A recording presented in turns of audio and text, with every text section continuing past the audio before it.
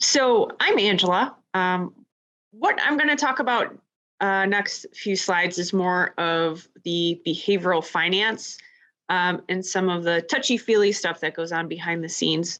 When your parents start to get older. So really, what the two concepts are: control versus letting go, right? So control really stems from the inability to predict the future. So you're really trying to anchor down to create your own stability.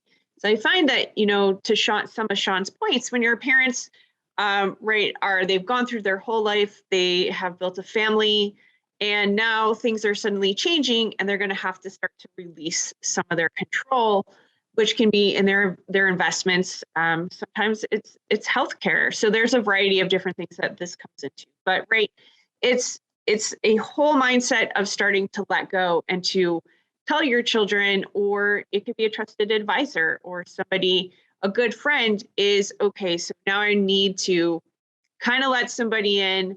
We're going to release some of that control and allow our children to help us, or let them know what we have so we can move forward.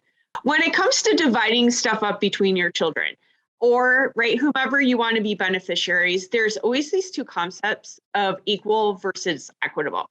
So I like this picture. I believe it's from the Giving Tree, or some version of, right? And there's a difference. Do you want to give everything equally to your children or to your beneficiaries?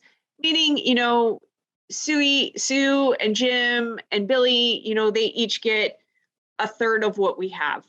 Or there's the idea of being equitable. So this is a great picture where it shows, right, there's more apples on one side, but a shorter ladder, and a taller ladder, trying to reach the other apple. So are we being equitable? Do you perhaps have one of the children or one of your beneficiaries that might need a little extra help a little further down the road? So do you want to be equitable, meaning you want to give them, different advantages? Maybe that means a different percentage, or that could mean setting something extra up in a trust.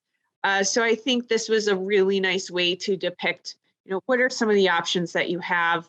It doesn't always have to be 33.33%, which is always something when you fill out a beneficiary form. But right, there can be an equitable portion to that as well. So I kind of made this chart, and it went by, family emotions, parents and children. So I think there's a billboard in Western New York, and it says, like, it shows a man and he's like, now I take care of my mother. So I thought this was an interesting way to kind of depict how do the roles kind of change. So when it comes to confusion, right, some parents suffer with the idea and the difficulty of losing control of their assets, maybe some of the decisions that they're used to making. And and being a child, right, what do I do? What's the next steps? I do remember my parents really struggling with trying to take my grandmother's license away, right? She was confused and frustrated with the fact that she probably shouldn't be driving anymore.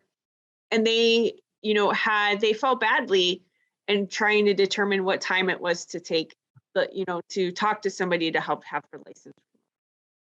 Right, grief. The grief kind of stems from, now you become a dependent as you get older. Perhaps it doesn't always mean it gets to that level. Or right now, maybe you do need to rely on your children to take care of your checkbook, or maybe you do need their help getting on the internet, or perhaps taking you to a doctor's appointment. And from the side of being a child, right, we're watching our parents go through this transition that can be very difficult. It's stressful on everybody. It doesn't always, your levels of stress can be very different.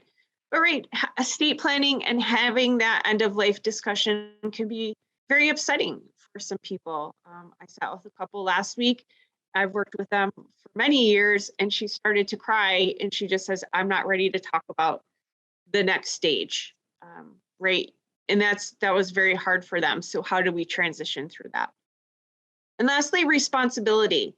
As as an aging parent, adult, right, you want to make sure you have your spouse taken care of. What does that mean? And are you hoping to leave a legacy? And it's always good to try to make those plans ahead of time. I'm sure Frank's going to speak to various different ways to be able to do that. And to Sean's point earlier, are we living out our parents' wishes? Are we really doing what they hoped we would do and leaving their legacy?